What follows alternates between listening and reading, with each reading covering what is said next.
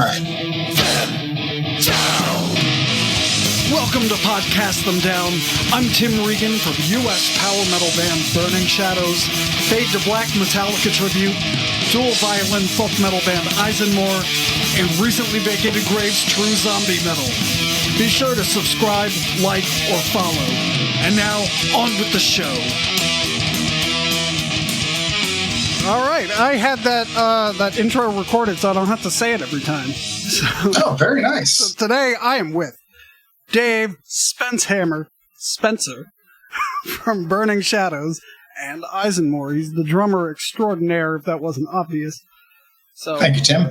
Yeah. Not to mention that one drunken evening where I played one recently vacated Grave song while headlining that pool party, right?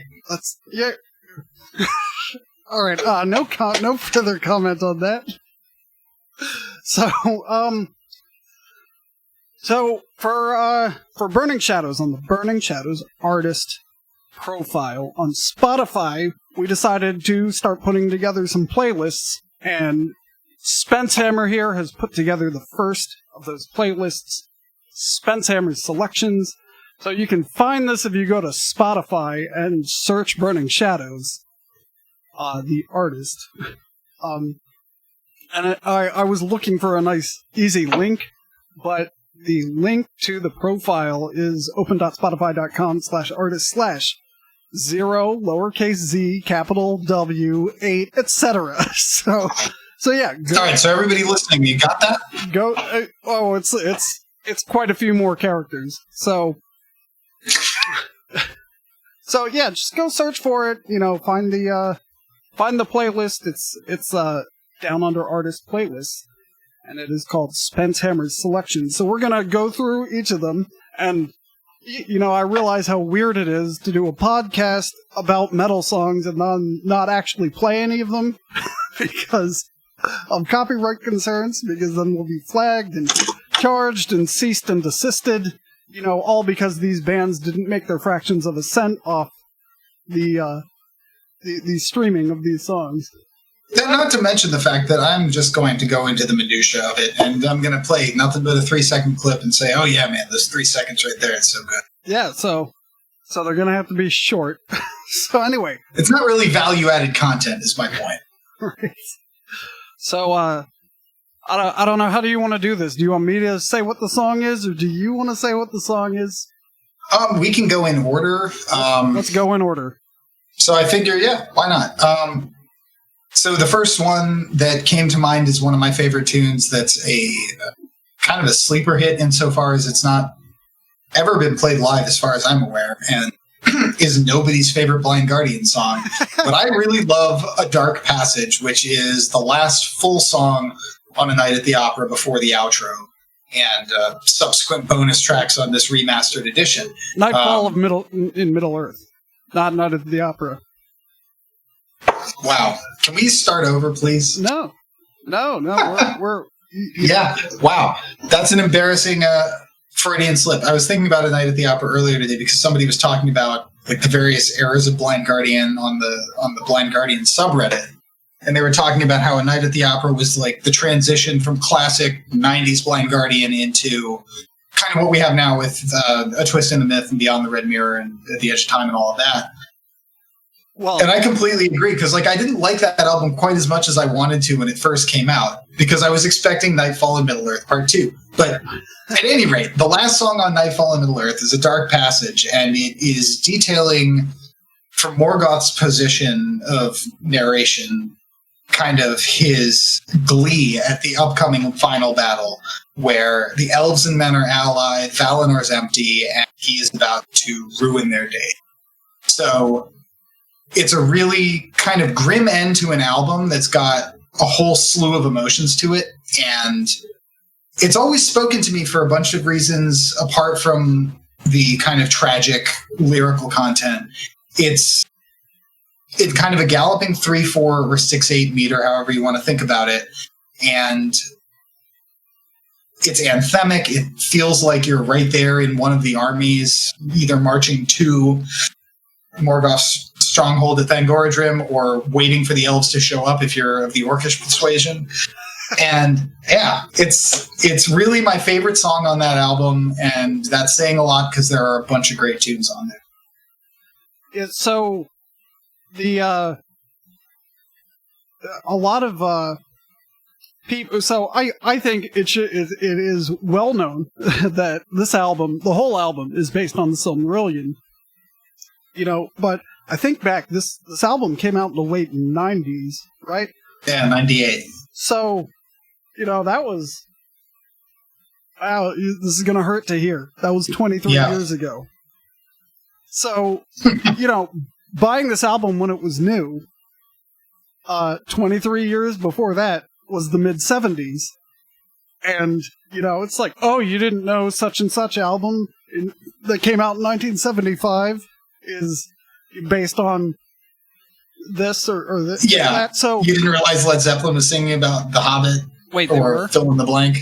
So, yeah, it is about the Silmarillion. I attempted to read the Silmarillion once, and I gave up on it pretty quickly. I guess I had no attention span. Well, look, as the popular meme says, it's like the Bible. You get credit for trying. So... Yeah, so... But yeah, I was a huge Tolkien fan when I first discovered Blind Guardian, and really that's the reason that I picked up Nightfall and Middle-earth in the first place, is I saw Middle-earth on an album cover and thought to myself, well, shit, this has got to be great, and was not disappointed in it. Kind of changed the musical trajectory of my life at that point, and it got me to read the Silmarillion from that point. And I will say, Tim, there was this one afternoon, I came home like a couple of months ago. I had like just an awful day at work, and I bought this, IKEA's got these Bluetooth speakers that we've released now. We used to just have Wi-Fi accessed ones, and those weren't very good, but the Bluetooth ones are great. So I bought one, set it up, put on Nightfall because that's my standard new speakers album, and then sat down and picked up the Silmarillion and read along the stories because it doesn't go in order strictly either. Like, it goes in roughly chronological order, but the way that the Silmarillion was edited and arranged by Christopher doesn't match up exactly with the track list. So there's a little bit of skipping back and forth. And so I'm sitting there reading, drinking my beer, listening to Nightfall, and like all the while waiting to see if my wife Michelle is going to walk in the door and catch me doing this.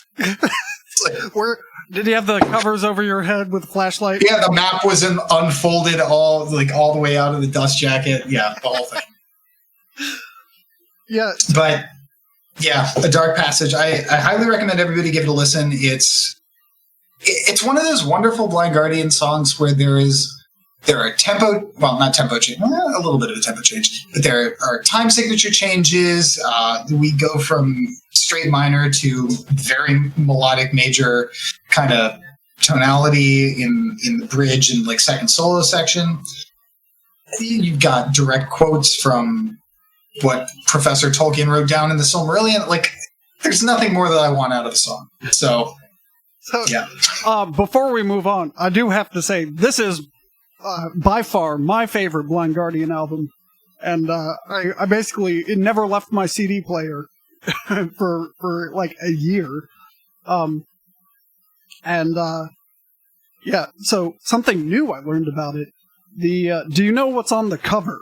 See, I didn't know this because I'm not familiar enough with the Silmarillion. Do you know what the cover of Nightfall of Middle-earth is?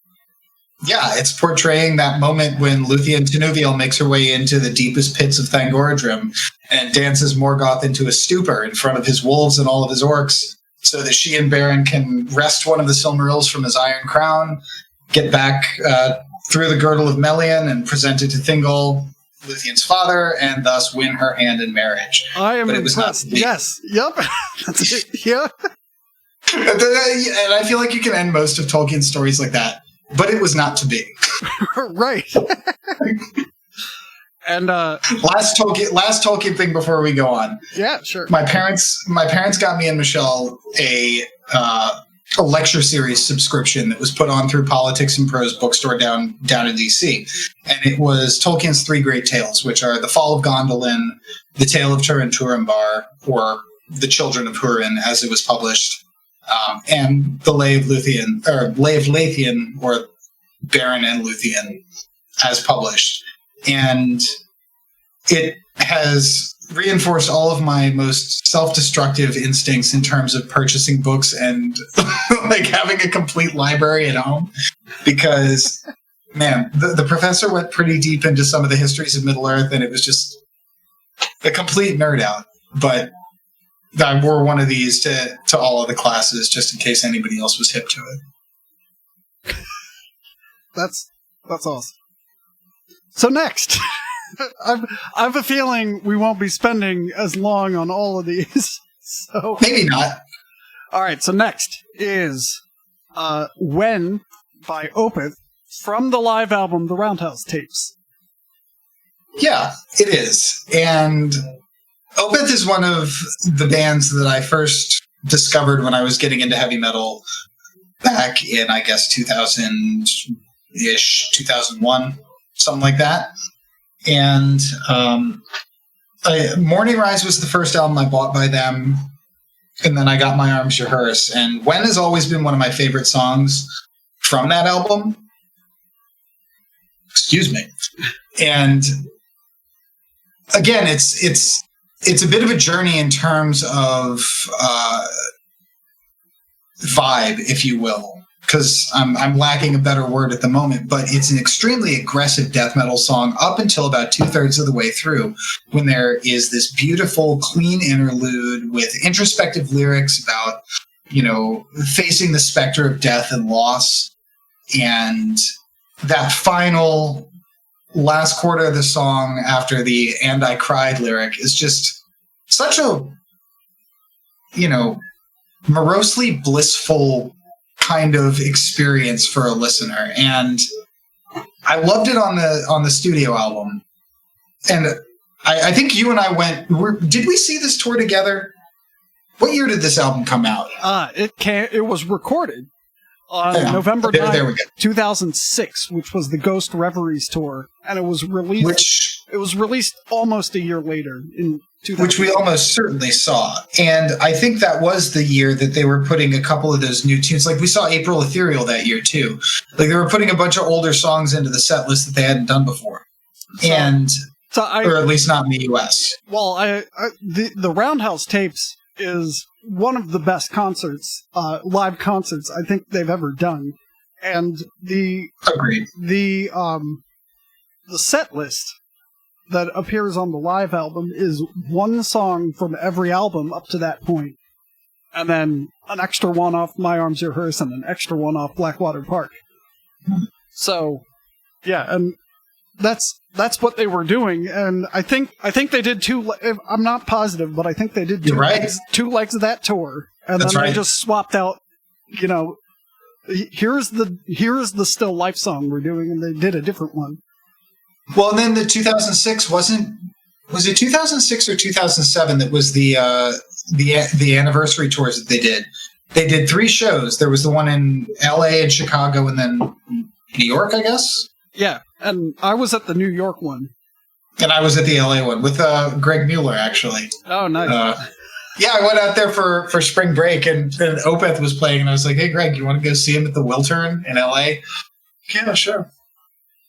Oh man, but that was one of that was like their peak for me, from what I wanted from them as a band. Because if we're going to look at this particular track, that was 2009. There's some FYI. Oh, that was 2009? Yeah, that's what it looks like. Evolution. What, the anniversary tour? Yeah, Evolution XX was 2009, I think. I'm talking about, then maybe it was. Yeah, at the Wiltern, April 9th. Yeah. 2009. Yep. That's what this says. So I'll be damned. So it's got to be right. It's on the internet. So that means it's after Watershed, and probably Åkesson is playing guitar for them.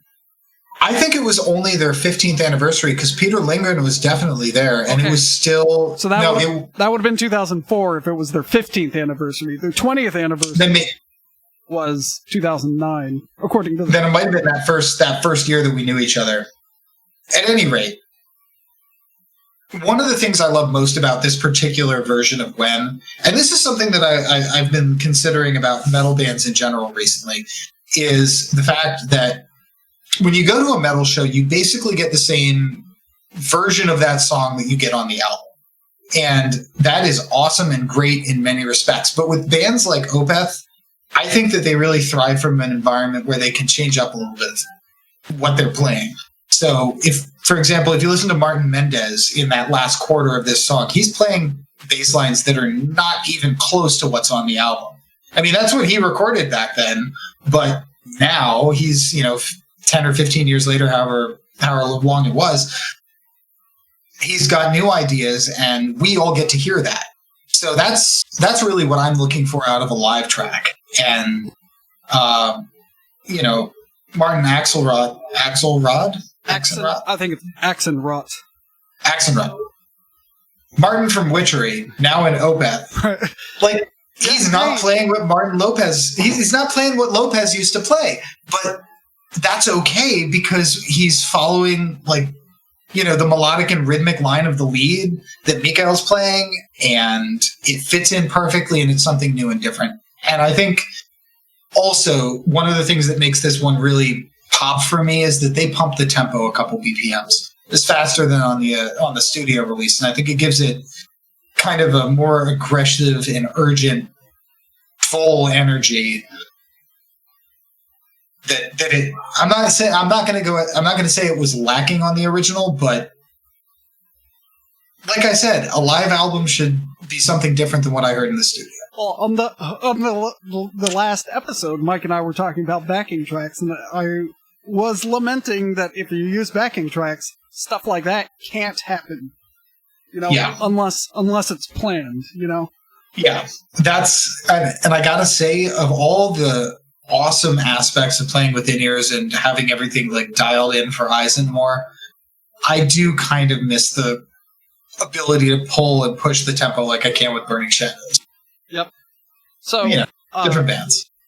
Two quick pieces of trivia on this. It was the title, "The Roundhouse Tapes," is a play on this is well known. It's one of those things you're expected to know as a metalhead. Okay. So in case you don't know, someone was going to correct me. The Roundhouse Tapes is a play on the name of Iron Maiden's first release, the Soundhouse Tapes. Oh, that's cute. I didn't know that. Yeah, as well as the venue where it was recorded, which was the Roundhouse. Well, I mean, that I knew. And I figured that was it. The Soundhouse Tapes. Wow, that's pretty deep trivia. Yeah, but as I have often complained, as a metalhead, you're expected to know everything immediately. So, and you know what? We're getting old, and stuff that should be obvious isn't obvious. So it's true. But to newer listeners, I mean, the good news is that the older we get, the more we get to define. Our gatekeeping cred increases as we age. So eventually, we'll be able to determine what's the important metal trivia to know. So, right. Another piece of another little nugget here is this was the final release with Peter Lindgren, because Frederick had taken over by Watershed, and then after that I have no clue, because I can't listen to anything past Watershed because it's not still Frederick. Maybe, who cares? So okay, I was on YouTube today. Died in 2009-ish. So. I saw there was a video of them. There's apparently a full concert release of them playing a show at Red Rocks Amphitheater. I'm aware of 2017. So I looked at it, and it's the first track is Sorceress, and I was like, well, what else I got to do this morning? Well, the newer stuff. So then it doesn't do. I looked at the track list. And it's okay, they played Demon of the Fall, they played the Drapery Falls, and then everything else was either from Heritage or something later. And I was like, I respect that they're changing as artists. Good for them. I'm glad that they've still got people who are going to shell out money to see them at Red Rocks, which is shit, what a venue to play. But it is not the music I fell in love with anymore, and exactly. I'm a stodgy old conservative who wants some fucking deedle-deedle-dee Swedish death metal. Yeah, it doesn't do it for me. So if Mikael Okerfeld is listening, yeah, I want that immature, dumb teenage bullshit. That shit was great. Yep, well, go put on the Roundhouse tapes. Alright, next is Symphony X Church of the Machine of Twilight in Olympus Special Edition. So the first thing I did was look up what Special Edition means. It's remastered. It comes with a slipcase. No, it's remastered, just like about half of the playlist. Wait a second. So I don't have the most recent release of Symphony X's Twilight in Olympus? Yeah, the new one is apparently imperceptibly different. Does it come with like a fold-out poster or a flask or something? I mean, I need an incentive to buy a re-release. I don't really... remasters are just like, there's no point. You know, Well, and let's address that point, because I've got 3 of those on there, right? Yeah. 3 of these tunes, sets of notes, on my playlist are remastered versions, and if I had my druthers, they wouldn't be. It would be a Dark Passage, as recorded in the Twilight Hall studios in 1990, XD whatever. It would be Letter Gold, recorded in the early 90s, and it would be Tear Down the Wall, recorded in Florida in 1990.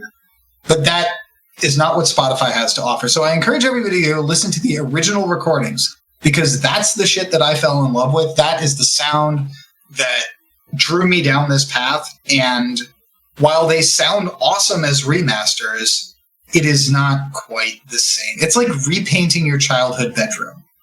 Like, it's the same room, but it's not quite the same.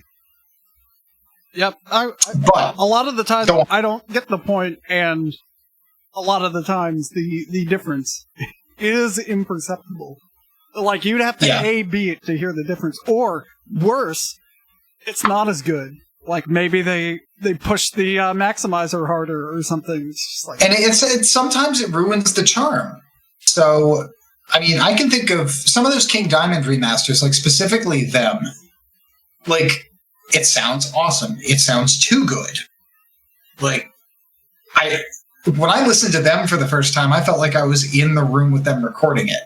And that was one of the things that I loved about it. And, you know, I'm starting to sound like an old fogey, but well, I have leave it alone. I have a feeling that's what most of this podcast is going to be like. Just complaining. Back in my day, we didn't have remasters, we had the master.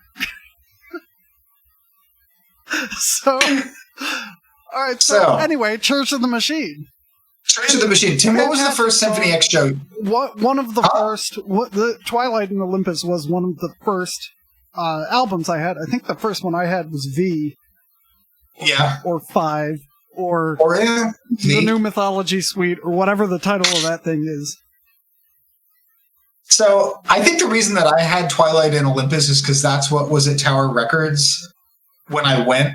And for those young kids who don't remember, Tower Records was it was a paradise for CD buyers. Like, think of a store the size of, like, half the size of a Target, but it's all CDs, DVDs, all sorts of music. They had an amazing selection. And when Blind Guardian did their first US tour, Symphony X was their opening act. And I was a diehard Blind Guardian fan at this point already, and I had no idea who Symphony X was. So I figured I might as well get to know who these guys are. I'm going to have to sit through their opening act. And went out to Tower, bought Twilight in Olympus, and was blown away immediately. Like, from Smoke and Mirrors is the first track on that record, and it's cymbal chokes and arpeggios on guitar to start the album. It's like, pay the fuck attention. So, yeah. Church of the Machine, for me, is... the name itself brings back a lot of memories, because I was on the Symphony X mailing list, the Church of the Machine, like the and it was more than like a mailing list. Back in the middle days of the internet, there were just group email chains that would circulate that were hosted by various organizations. And this was a Symphony X one. And it would just be email after email chatting about metal or Symphony X or shows or songs or whatever. So Church of the Machine to me is kind of an emblematic set of words. And this song also is really kind of everything I love about Symphony X. They've got some of the weirdness, like there's a lot of odd synth in the intro and some reversed vocals and kind of a creepy feel about this synthetic church that they're about to sing about. And it resolves into this big, brilliant, epic chorus to start things out. The other thing that this song has that I think is lacking in a lot of the metal that many of us might listen to, especially if we're like big, like technical metal fans or power metal fans or associating our like what we listen to with the virtuosity of the players. One of the things that's often lost in that, to my ear, is the groove. And Mike LePond and Jason Rouleau are one of the best. Yes, I see it, Tim. I know it wasn't Mike LePond on that album. It wasn't Jason Rouleau. It's the only, that's right. It wasn't. That's the secret, the mystery album. He had personal issues or a personal situation or something, and he did not play drums on only that album. So everything was Jason Rouleau. Just like making all the embarrassing mistakes tonight. No. I did all the research. So when you say something and someone starts typing in the comments, I can correct you and head them off. Yeah. Perfect. Actually, that album is the incorrect album. In fact. But yeah, they did have a basis for Mike LePond. I forget exactly what album he left. So I'm not sure who played bass on this album. But carrying over into their live act, because they play Church of the Machine all the time. They used to, yeah. It is such and also to everyone listening, I'm still living like it's 2010 and 1995 was 7 years ago in my mind. Just to do a little bit of that internal math for you there. Yeah, that math doesn't work. Did you mention I'm the drummer for both bands? Right. You can count to 4 usually and 7 if you have to. Well, this is interesting because it's the 5/4 section right before the verse kicks in that just sold me on this song. That groove is so hot. The China cymbal on the offbeat, it's nasty. And we don't see that in heavy metal enough, as far as I am concerned when thinking about the things that I was exposed to as I was first becoming a metalhead. So yeah, Church of the Machine has everything. It's got the groove, it's got the virtuosity, it's got the atmosphere. It's got Russell Allen's sweet, sweet maple honey New Jersey ham voice. The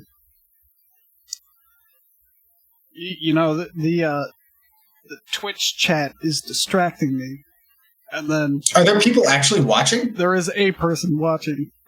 Is it Matt? No,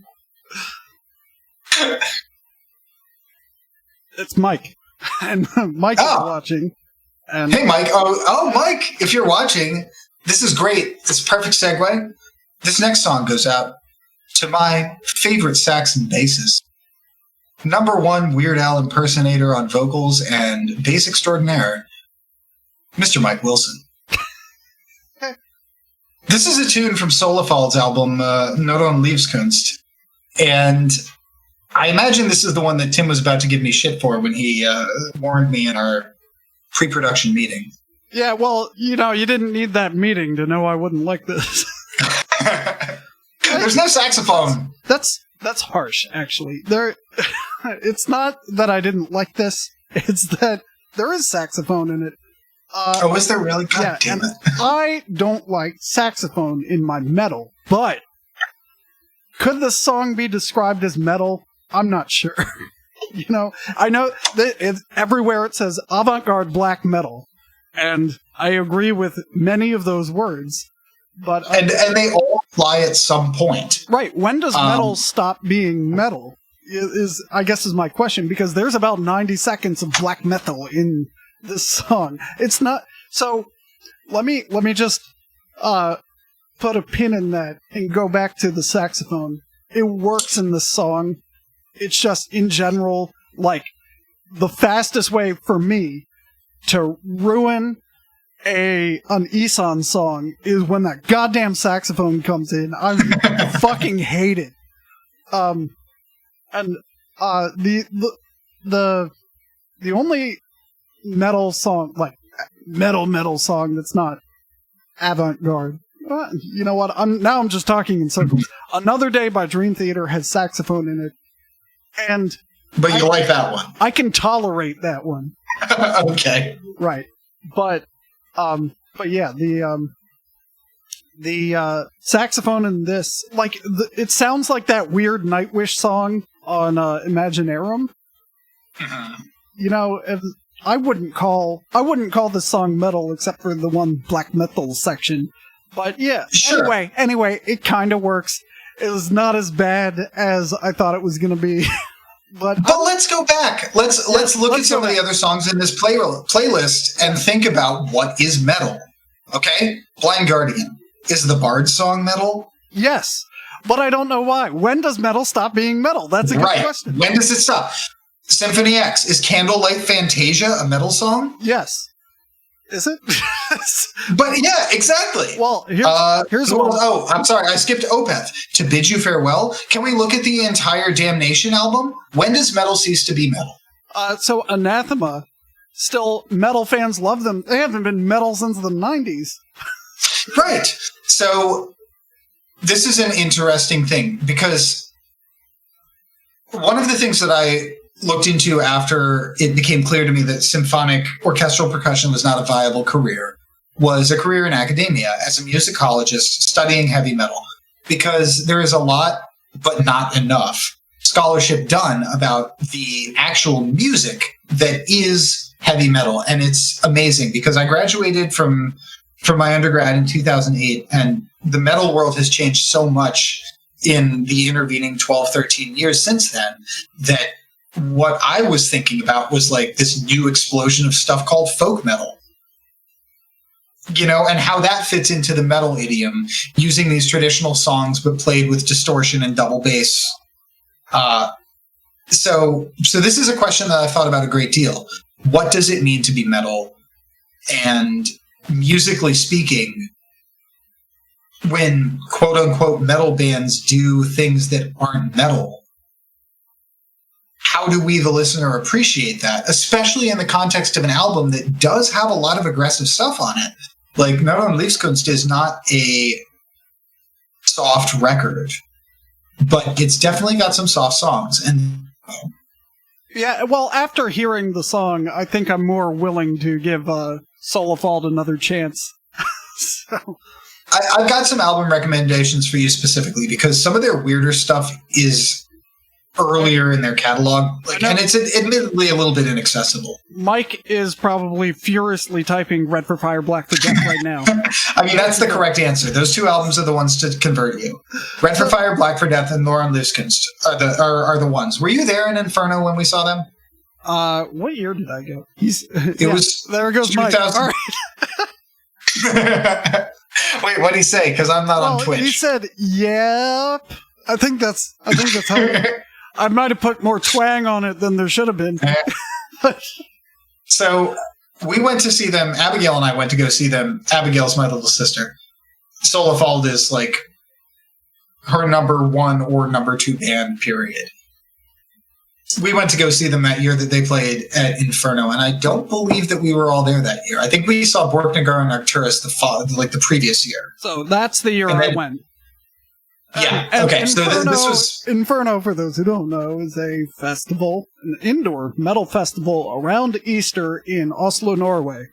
So it's not... Black Metal Festival. Black Metal on Festival. Easter. On Easter weekend, because that is the Norwegian sense of humor. So anyway, you were seeing Solefald. Oh, they were fucking great. They killed it. They had a live painter on stage with them. Right. He did a painting while they played their show. I'm sorry, Mike just piled on 2 albums, and I don't want to listen to 4 hours of Solefald now. Wait, which 2 albums? Oh, man. In Harmonia Universalis. It's really good. And yeah. Pills Against the Ageless Ills, and I know he said that one before. Harmonia first, because Pills Against the Ageless Ills, I think Calvin Klein... Isn't Chanel number 5 on that one? It's a song about Coco Chanel and Calvin Klein. And I know you have very little patience for this stuff. So I would say In Harmonia Universalis is probably a better choice for their early style. Well, let's bring it back to your solo, the song you chose. Yeah, Eucalyptus Tree. Okay, so first of all, when I saw that, Eucalyptus Tree. Right. When I first saw that, it looks like it says Eucalyptus Street. Yes. That is not the title of the song. It is not. It is, it means the eucalyptus tree. Yeah, Eucalyptus Tree. I'm probably pronouncing eucalyptus improperly Norwegianly, but yeah. Yes. That is what it means, the eucalyptus tree. And I think it's a very peaceful song, and it's an interlude on this album that is meant to be about the life culture of the northern folk, right? Norrønlivskunst roughly translates to that, like northern culture. Or the northern art of living, let's say. Yeah. So Kunst would mean art, wouldn't it? So, So life art, is that it? Yeah, like directly translated and poorly from me, a year and a half of Norwegian under my belt. But think about it. What is a eucalyptus tree doing in an album about the North? Makes no sense to me. Maybe it would help. I have what they said in the press release for the album. Oh, yeah, let's hear it. And, with Norrønlivskunst, I apologize for the pronunciation there. Solefald looks to early 1900th century Norway when a young nation zealously engaged in exploring its cultural roots. Writers, painters, and composers rediscovered Norse mythology, the Eddas, and the sagas. Houses and buildings were designed in the Norse dragon style and decorated with medieval motifs. Sports clubs were named after Norse deities, and Snorri Sturluson's Heimskringla had a natural place in every home. Explorers went out to conquer the most inhospitable regions of the world. I guess that would be the North and South Poles. That's right. Some of that same madness is underlying in black metal. When others hunt for fame and fast money, leave it to the Norwegians to colonize frozen continents and old cemeteries. As Cornelius von Jacqueline.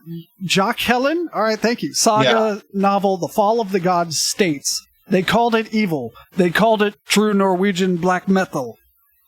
So, that is out of the press release for this album. And so, what is a eucalyptus tree doing in the middle of all that? Right. And something that is, ultimately the antithesis of true Norwegian black metal. Because what we're hearing on Eucalyptus Tree is essentially a Europop song. It's got those same kind of soft synth, like floating melodies, minimal drums, very floaty and cushiony, enveloping sonic landscape that is common to much of the European electronic scene when this album came out. So I think some of this is reflecting Solefald's diverse interests. I mean, and I say this in the nicest way possible, these guys are weirdos. Like, they're weird. Yep. They're weird. And I love this little bit of weirdness because metal is not all I listen to. It's not all I play. And bits of music from bands that are playing the same kind of spiritual style that I am that then break out and do a hard left into soft pseudo-acoustic pop is kind of liberating and freeing from a creative perspective, because you can point to these successful masters of the style doing it and saying, yeah, okay, well, this is legitimate. We can do this and we can add these aspects to our own music. Nice. Well, I'll give it another shot. So, looking at the clock, we need to end part 1 here. So, thank you for joining us. This playlist we've been discussing, Spencehammer's Selections, is what time is it? Available on the Burning. Oh my God. On the Burning Shadows Spotify page. So, open up your Spotify device and search for Burning Shadows. And it's on the page, and while you're there, follow and listen to all of it so we can get those fractions of a cent. So thank you for joining us. Thanks for listening to Podcast Them Down. You can find Burning Shadows, ISENMOR, and recently vacated Waves on Bandcamp, as well as Facebook, along with Fade to Black Metallica Tribute and Podcast Them Down itself. Until next time, keep it metal.